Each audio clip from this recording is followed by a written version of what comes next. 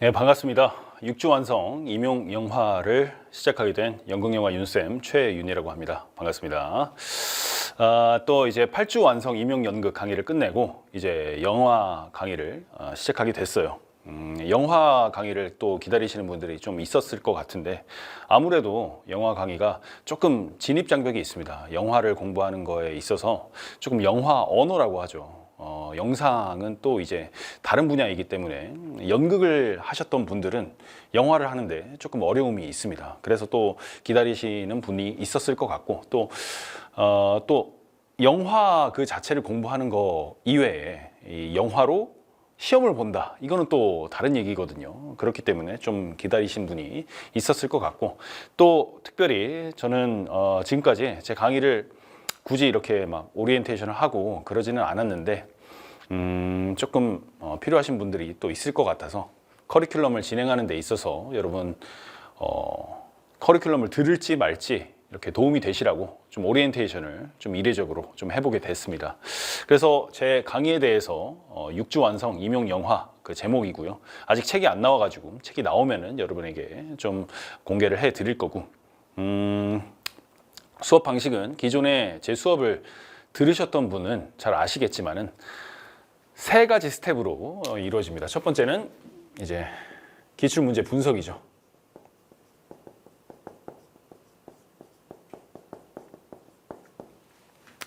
기출문제를 역대 나온 그 기출문제를 다 분석합니다. 그리고 그 역대 나온 기출문제를 그냥 연도별로 그냥 이렇게 풀어보는 게 아니라 관련된 주제를 이렇게 묶어가지고 연대기적으로 이 주제에 관해서는 어떤 식으로 물어봤었는지, 뭘 물어봤는지, 그리고 물어보는 방식이 어떻게 변화하는지 이런 것들을 꼼꼼하게 따져가지고 그 트렌드를 파악합니다. 트렌드를 파악하고, 두 번째는 이게 중요한 건데 학습 범위를 타겟팅합니다. 이게 뭐냐면은 이제 연극영화 임용고시가 준비하기 어려운 이유가 사실은 범위가 너무 광범위하기 때문인데, 이제 연극 같은 경우에도 정말 광범위한데 영화는 엄청나요. 영화는 왜 엄청나냐면은 이따가 또 얘기를 할 건데, 영화 같은 경우에는 이제 카메라를 잘 알아야 되죠. 이제 기계적인 그런 것도 알아야 되고, 또 현대 예술이다 보니까 현대의 다양한 어떤 철학, 뭐 사회학 이런 것들이랑 막 이렇게 버무려지고 짬뽕돼서 여러 가지 막 이론이 나오고, 또 영화는 기록이 되어 있지 않습니까? 그러다 보니까 다 남아 있어요. 연극은 그냥 그 누가 이렇게 기록한 거 이렇게 보고 희곡 위주로 그거를 우리가 좀 기록을 이렇게 보는데, 이제 영화는 다 볼 수 있어요. 유튜브에 어지간하면 치면 다 나옵니다. 소실된 거 빼고. 그렇기 때문에 굉장히 광범위한데, 이 학습 범위를 타겟팅하지 않으면은 그 많은 기록의 바다에서 막 허우적거릴 수밖에 없다는 거죠, 수험생의 입장에서는.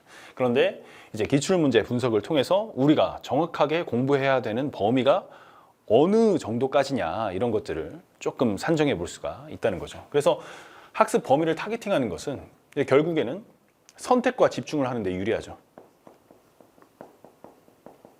정확하게 내가 알아야 되는 것, 공부해야 되는 것만 공부하겠다, 그런 가이드가 될 수 있는 것이 바로 첫 번째 스텝입니다. 그래서 기출문제 분석을 하고 나서는 두 번째는 이제 백지 쓰기 강의를 제가 합니다. 이게 메인인데, 이게 뭐냐면은 이제 강의를 할 때 바로 책으로 들어가는 게 아니라 기출문제 분석한 내용이 있잖아요. 그 내용에 맞는 주제를, 그 주제의 키워드를 중심으로 그 모든 지식을 망라할 수 있는 필기법을 제가 전수를 해 드리는 겁니다. 그래서 예를 들면은 이제 표현주의다. 그러면 표현주의와 관련된 내용으로 기출문제에서 물어봤던 내용들이 엄청나게 많을 거 아니에요. 뭐 시각적 스타일이다, 내용이다, 대표작이다, 뭐 이런 것들이 많이 있을 텐데, 그런 것들을 그냥 답을 찾아서 제가 그냥 던져주는 게 아니라 그런 것들을 어떤 식으로 시험장에 딱 갔을 때 유추해낼 수 있느냐, 그런 방법들을 여러분에게 알려드리는 거예요. 왜냐하면은 시험장에서는 모든 것들을 자기 혼자 생각을 해낼 수 있어야 됩니다. 뭘로? 정말 작은 단서 하나만으로. 그래서 이 표현주의라는 단어를 봤을 때 이 표현주의에 대해서 물어볼 수 있는 문제에서 지금까지 망라했던 그런 지식들을 다 꺼내서 쓸 수 있게끔 하는 게 제 수업의 목표입니다. 그래서 표현주의다라고 그러면은 이게 뭐야? 라고 했을 때 딱 얘기할 수 있는 그런 것들. 단서를 찾는 거죠. 표현주의야? 그러면은 아, 재현이 아니구나. 재현이 아니면 뭐야? 객관적인 세계를 그대로 묘사하는 게 아니라 어떤 주관적인 시점으로 그리는구나. 인간의 마음의 눈 그리는구나 라고 하는 거예요. 그러다 보니 뭐가 있냐? 왜곡, 과장, 그리고 뭐 나중에 설명하겠지만 포인트 오브 뷰라고 해서 주관적인 시점 표현이 드러나게 된다.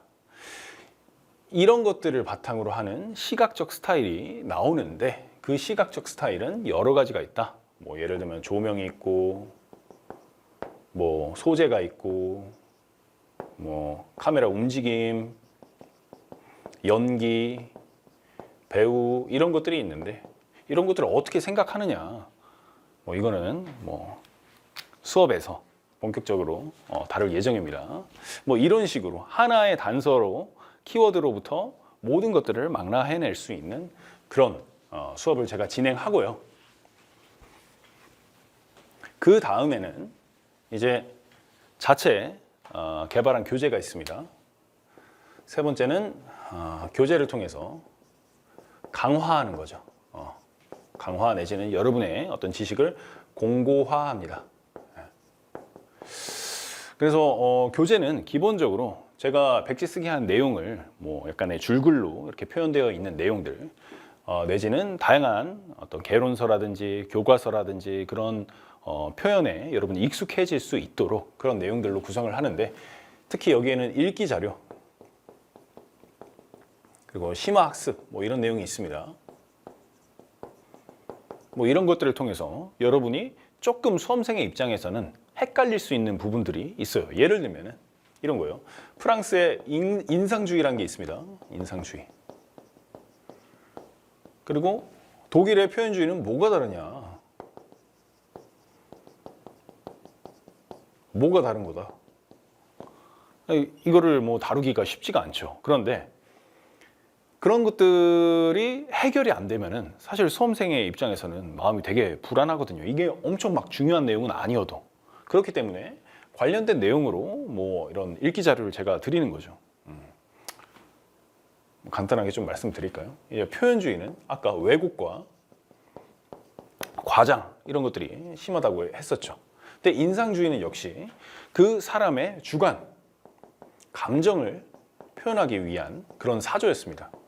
누가 먼저다라고 할 수는 없습니다. 왜냐하면 둘 다 1920년대에 유럽에서 유행했던 사조인데 이제 회화로부터 온 거예요. 회화로부터 온 건데 인상주의 같은 경우에는 베이스가 루이 델리크의 수업을 하려고 이렇게 한 건 아닌데 루이 델리크의 포토제니론이라는 게 있습니다.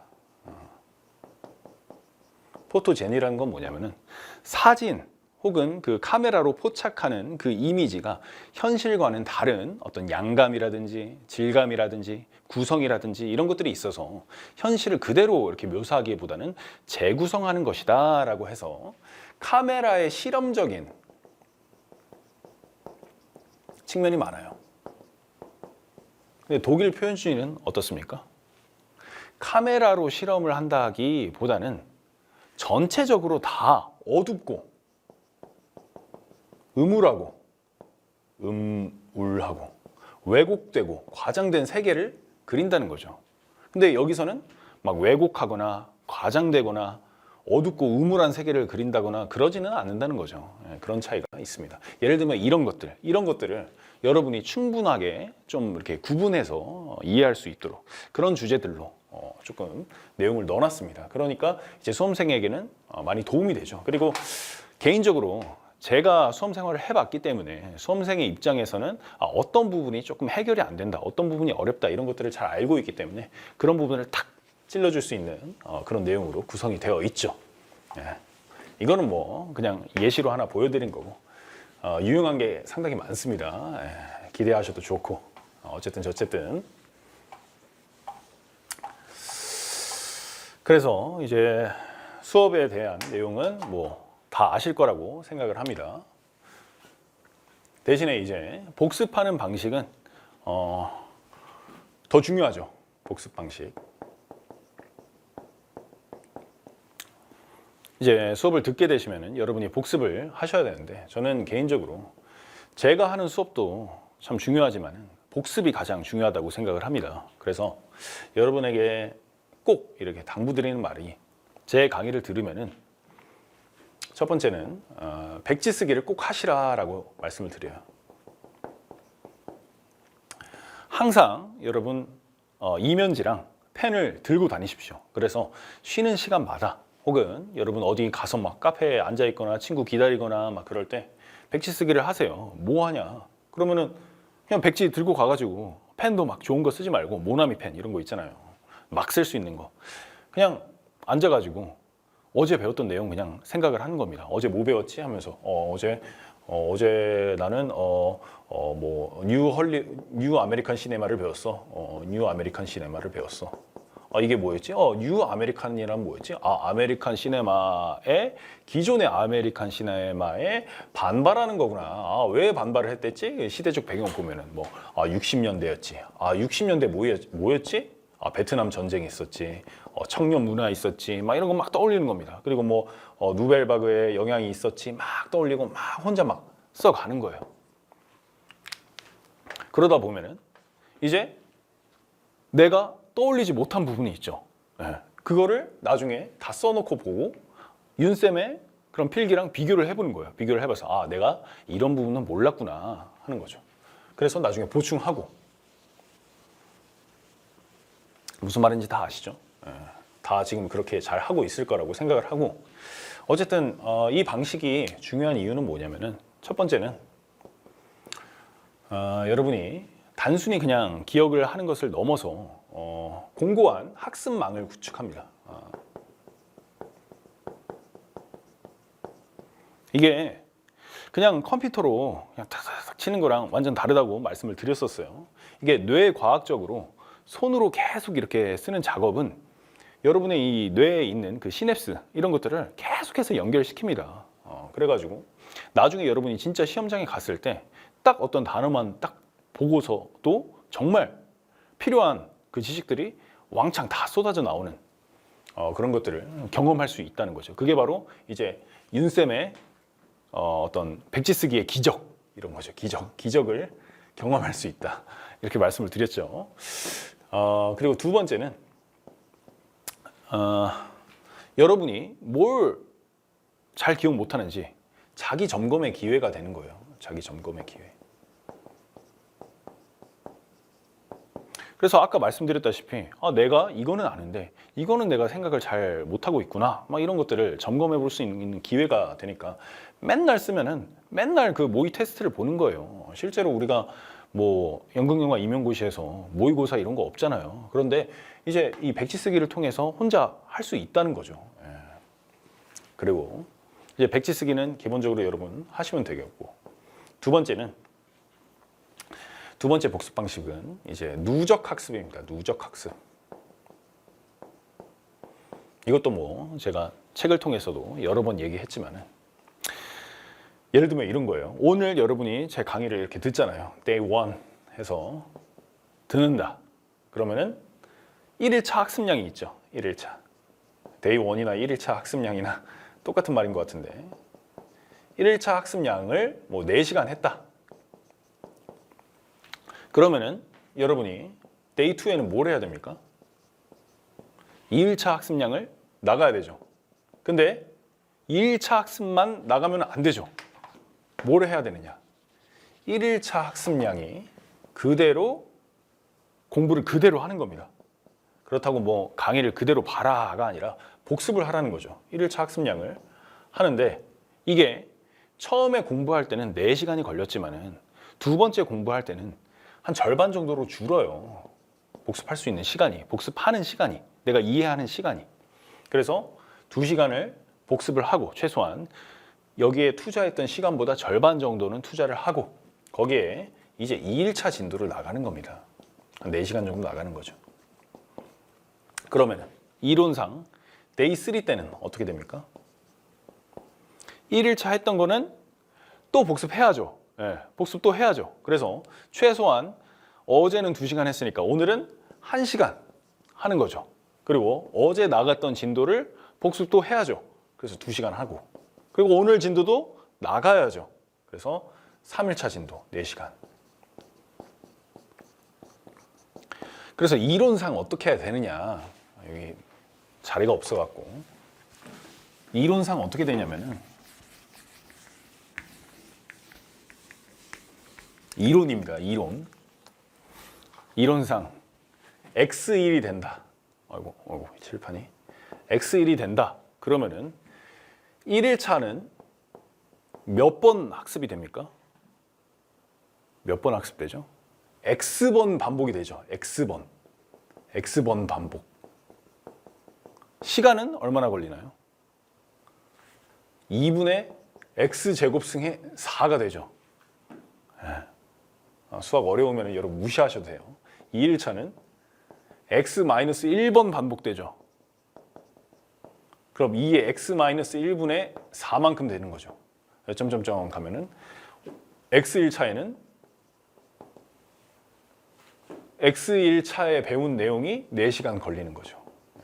그래서 이거를 다 더하면은 그날 공부해야 되는 시간이 나오는데 뭐 이렇게 따지면은 뭐 정말 많은 시간이 걸린다라고 할 수도 있겠지만은 개인적으로 볼 때는 이 앞에 1일차, 2일차 했던 내용이 굉장히 많이 반복이 되기 때문에 정말 빠른 시간 안에 반복이 되는 거죠. 빠른 시간 안에 복습이 되는 거죠. 뭐 예를 들면 이게 뭐 1초가 될 수도 있는 거죠. 정말. 이론상으로. 그러면 어떻게 되느냐. 나중에 이 모든 커리큘럼을 맞춰가지고 이 내용을 하나의 뭉텅이 X로 이렇게 놓고 반복을 계속 하는 거예요. 그러면 전체 뭉텅이가 계속 반복되면서 나중에는 정말 이제 책 교재가 나오면은 한 250페이지 정도 되는데 250페이지짜리 책을 정말 뭐 한 10분 안에 다 볼 수 있는 그런 경지에 이를 수 있다. 그래서 여러분이 해야 되는 것, 백지 쓰기 플러스 누적 반복 하시면은 걱정할 게 없다. 그래서 이런 식으로 여러분 반복을 하시면 되겠습니다. 그런 식으로 학습하실 수 있게 제가 체계화해 놓은 것이 이 강의다라고 보시면 돼요. 어쨌든 저쨌든 다 아시는 내용이고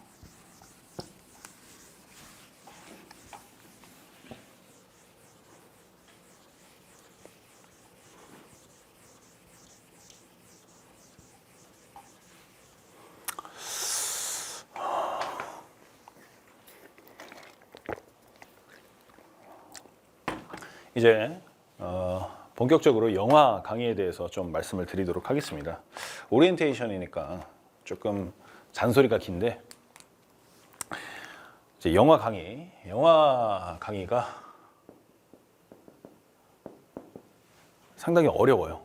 제가 강의를 준비하면서 이거 상당히 수험생의 입장에서는 쉽지 않았겠다라고 이렇게 생각을 했던 게 첫 번째는 기술의 발전이 학문의 발전보다 빠릅니다. 기술보다 학문이 빠르다. 기술이 학문보다 빠르다. 이건 뭐냐? 예를 들면은 뭐 필름이라든지 이런 거 있잖아요. 되게 오래된 기술, 필름의 현상이라든지 뭐 디지털 시네마라든지 이런 내용이 아직도 이제 보면은 교과서에 남아 있어요. 그리고 2015 개정 교육과정이 아직까지는 최선이죠. 최근에 나온 교과서고 곧 2022 개정 교육과정도 나올 텐데. 아직까지 이 2015 개정 교육과정의 내용을 보면은 굉장히 오래된 그 구시대로 남은 기술들이 여전히 교과서에서는 있다는 거죠. 그 이유는 뭐냐면은 기술의 속도가 너무 빠르다는 거예요. 기술의 속도가 너무 빠르기 때문에 학문으로서 아이들한테 이제 가르치려고 교육 현장에 이렇게 들어오는 지식들이 이 현장에 정말 그 영화 현장의 그 기술만큼 빠르지가 못하다는 거죠. 그러다 보니까 이제 수험생의 입장에서는 헷갈리기 시작하는 겁니다. 지금 이 교과서에는 써 있는데 이거 사장된 거 아니야? 나 이거 만져볼 수 없는데? 라는 생각이 드는 거죠. 예를 들면 저도 마찬가지지만은 저는 필름으로 영화를 찍어본 적이 없어요. 필름으로 찍어본 적이 없는데 기출 문제에서는 필름에 대해서 물어보잖아요. 그렇죠? 그렇기 때문에 많이 딜레마가 올 수밖에 없습니다. 그래서 이런 점이 조금 어려운 점이고, 두 번째는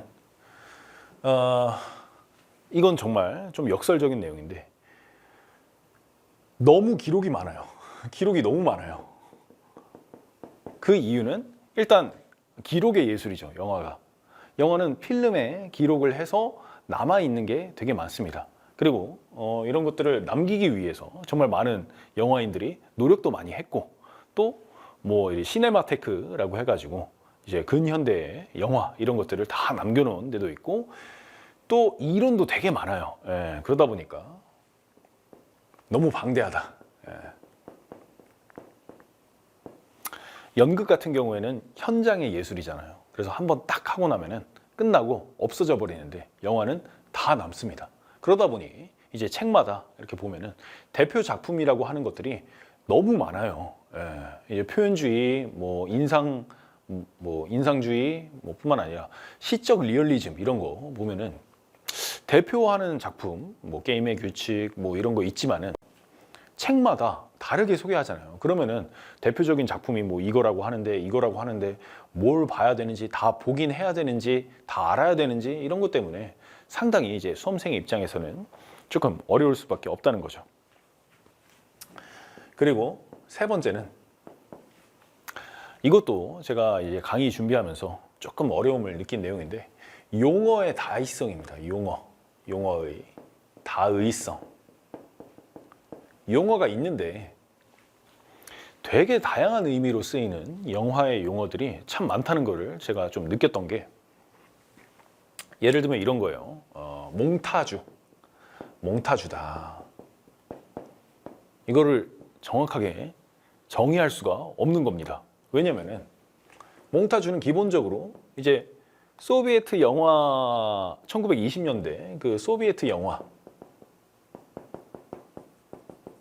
그런 것들을 칭하는 거를 이제 몽타주다라고 이렇게 할 수가 있는데, 이제 몽타주의 기본적인 어떤 의미가 이제 조합을 하는 거기 때문에 이거를 편집 작업 그 자체라고 이렇게 보기도 하는 거죠. 그래서 이런 내용에서 아메리칸 몽타주 시퀀스, 아메리칸 몽타주 시퀀스 이런 말이 있거든요. 이건 뭐냐면은 이제 극 영화에서 짧게 이렇게 장면, 이런 샷들을 연결을 해가지고 예를 들면은 성장 과정 이런 것들을 다 보여주기가 힘드니까, 시간의 흐름 이런 것들을 지루하게 다 보여주기가 힘드니까 주요한 그 샷 몇 개만 이렇게 따가지고 빠른 시간 안에 압축해서 보여주는 것을 이제 아메리칸 몽타주 시퀀스라고 하는데, 이제 수험생의 입장에서는 헷갈리는 거죠. 몽타주 하면은 이제 러시아 소비에트 영화 1920년대 영화인데 아메리칸 몽타주는 또 뭐야? 이렇게 생각이 드는 거죠. 이런 점이 좀 어렵죠. 그리고 또 몽타주라는 말이 이제 조금 넓은 개념으로는 편집 작업이지만은 조금 이렇게 좁혀서 이렇게 보면은 그런 거죠. 충돌의 몽타주만 얘기하는 경우도 있어요. 충돌의 몽타주 스타일. 이게 뭐냐면은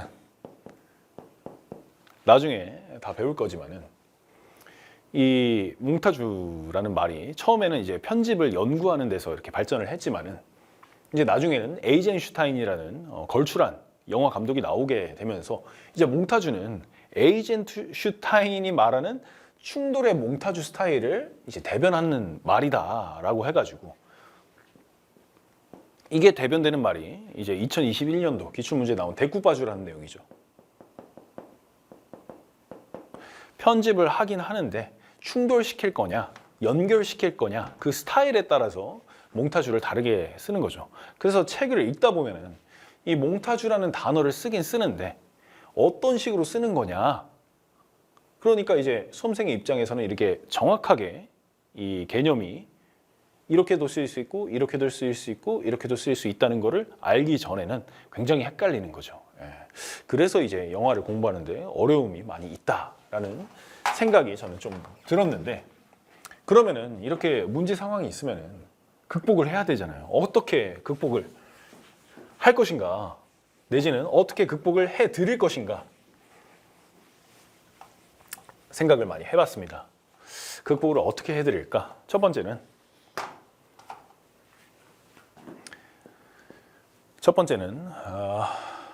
과감한 선택과 집중입니다. 선택과 집중. 이제 알아야 할 것은 정확하게 알고, 몰라도 될 만한 것은 몰라도 되고 넘어간다라는 주의입니다. 예를 들면은 여러분 필름의 현상 이런 거 우리가 꼭 알아야 될까요? 필름의 현상하는 방법.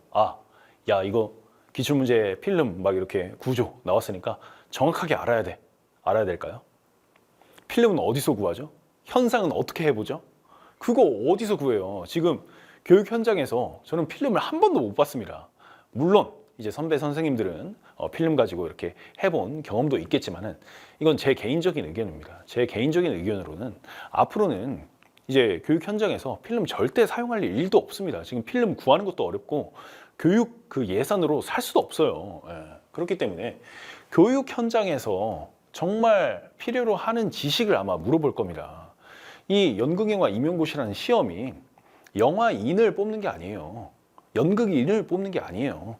기술자, 전문가를 뽑는 게 아니라 연극과 영화를 가르칠 전문가를 뽑는 거예요. 가르칠 사람, 교사를 뽑는 거잖아요. 그렇기 때문에 너무 깊게 막 이 영화나 뭐 연극이나 뭐 그 전문성, 그 기술성 그거에 대해서 정확하게 알려고 하기보다는 정말 필요한 내용만 딱 집중을 해가지고 필요한 기술에 대해서는 정확하게 알고, 그렇지 않았던 거 하지만은 나왔던 거에 대해서는 이 정도까지만 알고 넘어가면 된다, 이런 것들을 제가 기준을 딱 삼아서 알려드릴 예정입니다. 그래서 과감한 선택과 집중 필요하고요.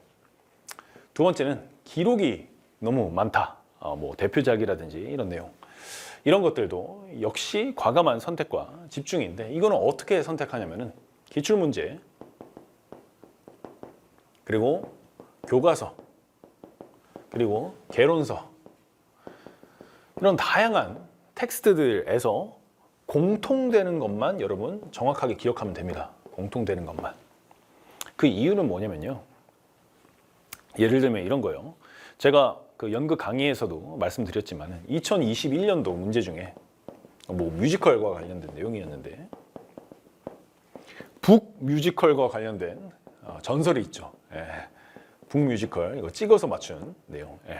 전설이죠. 어쨌든 북 뮤지컬에 대해서 이렇게 딱 나왔는데 그 옆에 오클라호마 어쩌고 저쩌고 저쩌고 저쩌고 다 있었어요. 그런데 저는 그 뮤지컬 작품에 대해서 전혀 몰랐던 거죠. 딱 하나만 알았던 거죠. 뭐? 사운드 오브 뮤직. 사운드 오브 뮤직. 그래서 심지어 이 사운드 오브 뮤직에 대해서 저는 그 영화를 얼핏 보기만 했지 잘 몰랐습니다. 그런데도 북 뮤지컬이라는 게 뭐 어떤 특징인지 맞출 수 있었던 거죠. 왜? 이 사운드 오브 뮤직이 이야기로 됐다는 거는 내가 머릿속에 기억하고 있으니까. 예를 들면 이런 거예요. 그래서 예를 들면 어떤 사조에 대해서 뭐 한 3, 4개 정도 대표작을 이렇게 쓸 거 아닙니까?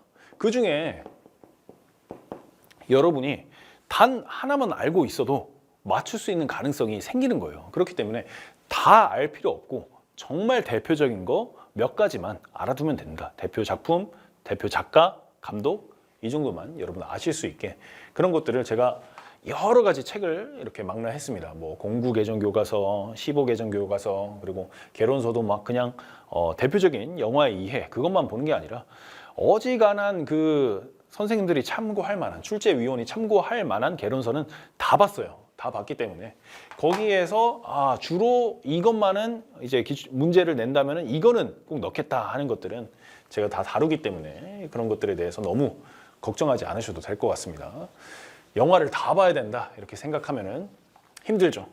그러니까 이제 제가 알려드리는 뭐 영화 정도만 이렇게 보시면 되고 교과서에 나오는 내용 정도만 우리가 잘 파악하면 되겠죠. 다음으로는 용어의 다이성이다. 용어의 다이성은 아까 뭐 몽타주 뭐 그런 얘기를 했는데 이제 이거 같은 경우에는 열린 마음이 필요한 거죠. 근데 열린 마음을 갖추려면 어떻게 되느냐? 이것도 맞고 이 내용도 맞고 이 내용도 맞다라는 것을 인정할 수 있어야 되죠. 인정하려면 어떻게 해야 됩니까? 다 알아야 되는 거예요. 몽타주가 러시아를 말하는구나. 편집 작업 그 자체를 말하는구나. 데쿠파주와 다른 그런 편집 스타일을 말하는구나. 이런 거에 대해서 다 알고 있으면은 만약에 시험장에서 어떤 개념으로 쓰인다고 하더라도 내가 이 몽타주는 여기서 이렇게 쓰였구나라는 것을 딱 캐치해가지고 쓸 수가 있다는 거죠. 그런 게 되게 많습니다. 몽타주 말고도 여러분 뭐 매치컷 이게 뭐예요? 매치컷. 매치컷을 제가 이렇게 공부를 해보니까 수험생 때는 정말 헷갈렸는데 매치컷이 굉장히 이제 다이성을 포함한 이제 단어죠. 뭐 이거는 그래픽 매치컷이 될 수도 있죠. 그래픽 매치컷. 뭡니까? 그래픽 매치컷. 그 이 뼈다귀 탁 던지고 스페이스 오디세이 2001에서 그 원주민인가요? 뭐 그분 뭐 하여튼 그 원숭이가 탁 이렇게 막 던지잖아요. 던지면은 뼈다귀가 빙글 이렇게 돌아가지고 이렇게 된 다음에 이게 컷되는 거죠. 뭘로? 우주선으로. 이게 엄청난 그 전환을 보여주는 거죠. 비약을 보여주는 건데 이 그래픽이 비슷하다는 거죠. 화면 안에서 비슷한 조형성을 가지고 전환하는 컷을 매치컷이라고 하는데 특별히 그런 것들을 그래픽 매치컷이라고 이렇게 하기도 하고 또 뭐가 있습니까? 이 매치컷이 관습적으로 헐리우드의 비가시적 편집 스타일을 나타내기도 해요. 그래서 세 가지 매치컷이 있는데 이거 뭐 수업하는 것도 아니고 첫 번째는 아이라인 매치. 눈을 보는 것을 딱 그 대상을 딱 이렇게 매칭시켜 주는 것. 그리고 행위의 매치. 그래서 움직이다가 커트를 하면은 더 자연스러워지는 거. 그리고 방향의 일치 해가지고 커트를 할 때는 움직이는 방향으로 이렇게 해야 되는 거.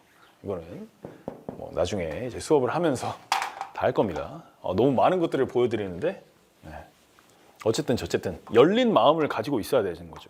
열린 마음을 가지려면은 다 알아야 된다. 매치컷, 그래픽 매치컷, 뭐 3일치 매치컷 이런 내용들을 다 알고 있으면은 걱정할 게 없다라는 거죠. 그래서 이런 것들까지 고려를 해가지고 그러니까 이게 수험생의 마음을 다 헤아릴 수 있는 거죠. 이 강의는 그렇습니다. 어쨌든 그래서 이제 시작하게 됐습니다. 시작을 했으니까 이왕 시작하는 거 좀 정말 저는 연극도 나름 만족하지만은 아쉬운 점도 참 많았어요. 아쉬운 점도 참 많았어가지고 이번에는 더 후회가 없게 완성도 높게 준비를 했습니다. 그래서 본격적으로 영화 강의를 시작해 보도록 하겠습니다. 여러분 페이지 1페이지 펴시기 바랍니다. 목차 보시면 되겠습니다.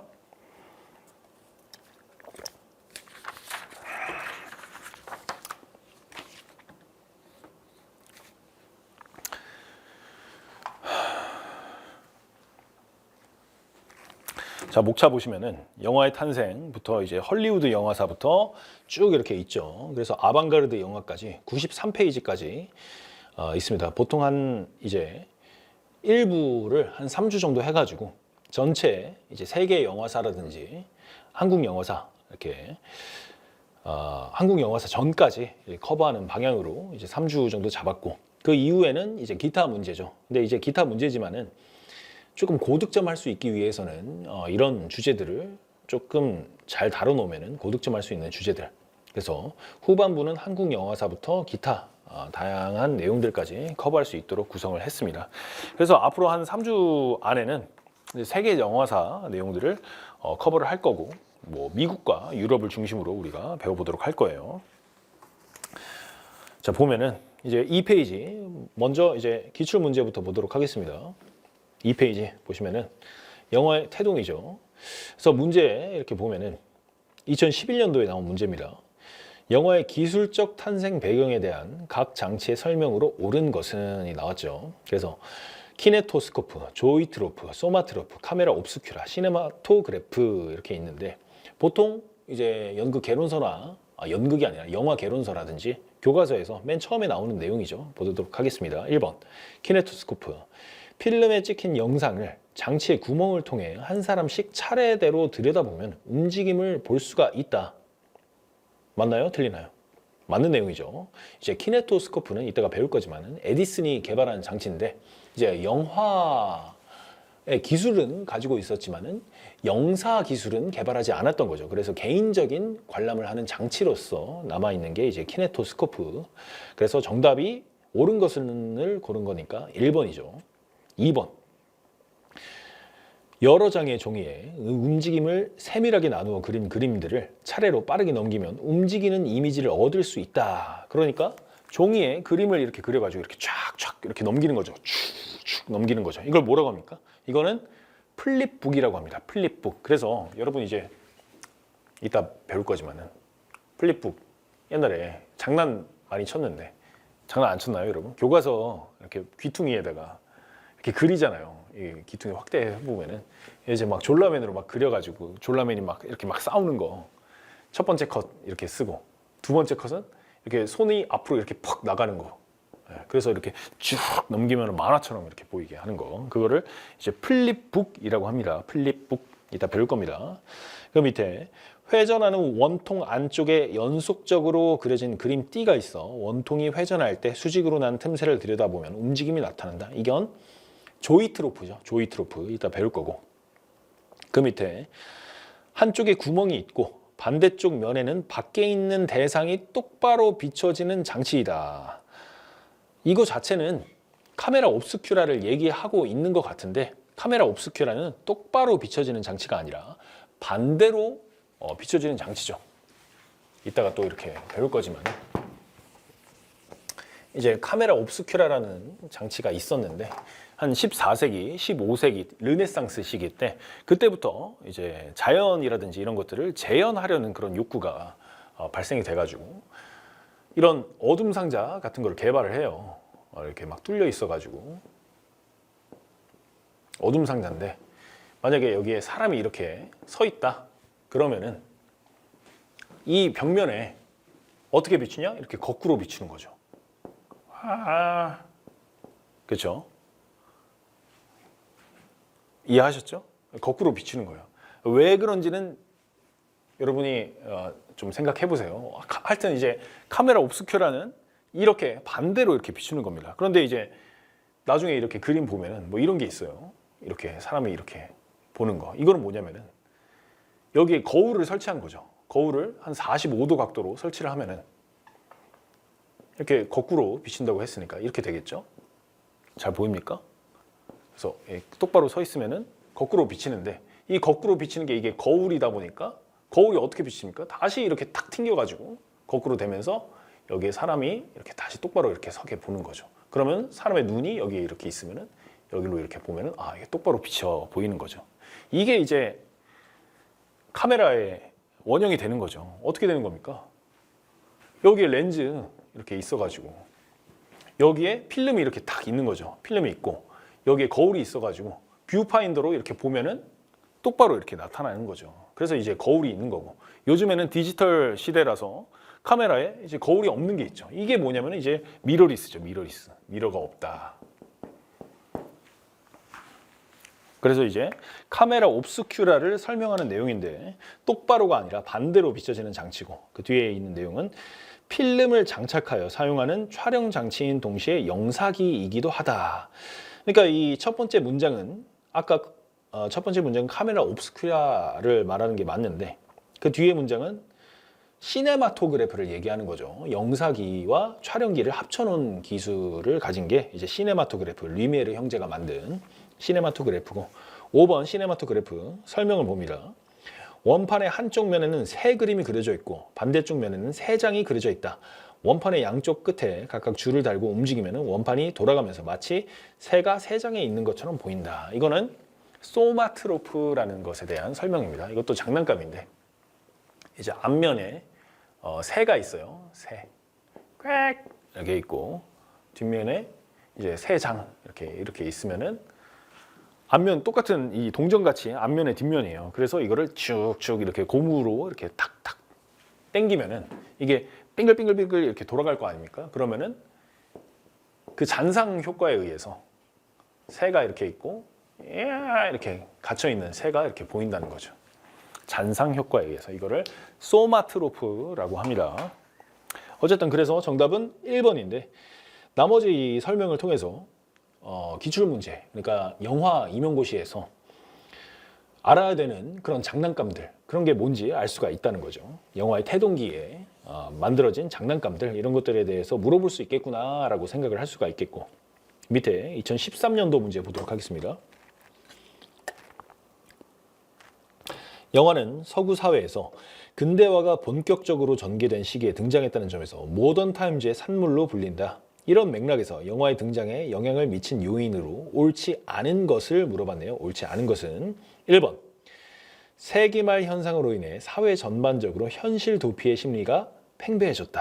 야, 이 내용은 우리가 그 시대를 안 살아봤으니까 좀 생각하기가 어려운데 일단 1번은 모르겠으니까 지나갑니다. 두 번째는 산업화에 필요한 노동 인구가 도시로 몰려들면서 영화의 관객이 되어줄 다수의 대중이 형성되었다. 자, 이 내용은 어떤 것 같아요, 여러분? 맞죠? 그래서 우리가 연극 강의에서도 얘기를 했지만은 19세기에 들어서 18세기에 산업혁명이 이루어지고 나서 미국과 영국에 다양한 도시가 형성되고 그 도시에 노동자들이 막 모이면서 그 노동자들의 여가 시간 이런 것들 오락거리를 채워줄 무언가가 필요하다라고 했었죠. 그래서 발생했던 게 버라이어티라든지 보드빌 쇼 이런 거였고 그게 나중에 다양한 뭐랑 결합된 겁니까? 노래 이런 것들이랑 가극 이런 것들이랑 결합돼서 레비가 됐고 레비가 나중에 뮤지컬이 됐다 그런 얘기 했었죠. 그러한 시대랑 같이 동일하게 발전이 된 것이 바로 영화입니다. 영화. 그래서 2번은 맞는 얘기고 3번 기차, 자동차, 전화와 같은 교통통신수단들의 등장은 새로운 방식의 시공간적 경험을 가능하게 하였다. 이게 영화 발전의 배경이 될까요? 배경이 되죠. 자, 시공간적 경험을 가능하게 하였던 것은 나중에 우리 편집 개념과 굉장히 유사한 내용입니다. 뭐냐면은 현실의 시간을 뛰어넘잖아요. 영화에서는 편집을 통해서 그런 것들이 그 전에는 사실 생각도 못했던 거라고요. 그런데 사람들이 이제 교통기술, 통신기술 이런 거를 발달을 시키면서 우리의 머릿속에서 이런 것들을 뛰어넘을 수 있는 세계를 창조할 수 있구나 이런 것들을 은연중에 생각해낼 수 있었다라고 생각하시면 되겠습니다. 3번은 맞는 얘기고 4번 매직 랜턴, 조이 트로프, 여행 사진집 등 다양한 시각적 오락거리들이 성행하였다.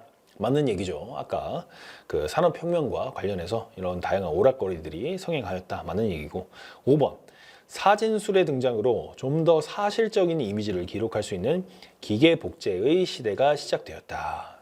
자, 이거는 뭐 영화의 탄생, 뭐 리미에르, 시네마토그래프 이런 것과 같이 이렇게 공부를 할 거지만 19세기에 이르러서 이제 사진술이 발명이 됩니다. 뭐 헬리오그래피라든지 루이 다게르의 다게레오타입이라든지 이런 것들이 발달이 되면서 점차 이제 사진의 시대에서 영화의 시대로 이렇게 넘어가게 되죠. 그래서 5번도 맞는 얘기인데 그래서 1번이 왜 틀렸냐? 이거는 나중에 이렇게 배우겠지만은 19세기는 세기 말이라기보다는 벨 에포크라는 말이 있어요. 벨 에포크. 뭐냐? 이게 탐미주의라는 말입니다. 탐미주의. 이따 책에도 나올 텐데 미적으로 굉장히 그런 가치 이런 것들을 중시를 하면서 다양한 아름다운 예술 이런 것들을 많이 만드는 시기가 이제 19세기 말이다라고 이렇게 보시면 되겠고 그래서 이제 프랑스에 여러분 보시면은 만국 박람회 때 만든 게 그 유명한 파리 에펠탑이죠. 에펠탑. 에펠탑이 이제 이 시기에 만들어진 거죠. 그 외에도 뭐 인상주의라든지 다양한 회화에서 미를 추구하는 경향이 많이 나타났고 그런 경향성이 이제 영화에도 들어오게 된 것입니다. 예. 그래서 이제 세기말 현상 이거 같은 경우에는 20세기에서 21세기로 넘어가기 전에 야 2000년 되면 야 인류는 다 망해. 외계인들이 다 와가지고 세상이 종말이 올 거야. 막 이런 내용을 노린 오답이 아닐까라고 생각이 듭니다. 어쨌든 그래서 정답은 1번이죠. 그래서 우리가 이 기출 문제들을 이렇게 싹 다 이렇게 보면은 이 영화의 태동기에 다양한 카메라를 등장시키게 만든 다양한 그런 장난감이라든지 원리 이런 것들을 물어볼 수 있겠고 그 영화가 탄생했던 시대적 배경에 대해서 물어봤었구나 이런 것들을 알 수가 있습니다. 그래서 그 시대에 대해서 잘 알고 있어야겠죠. 네. 그러면 한번 보도록 하겠습니다.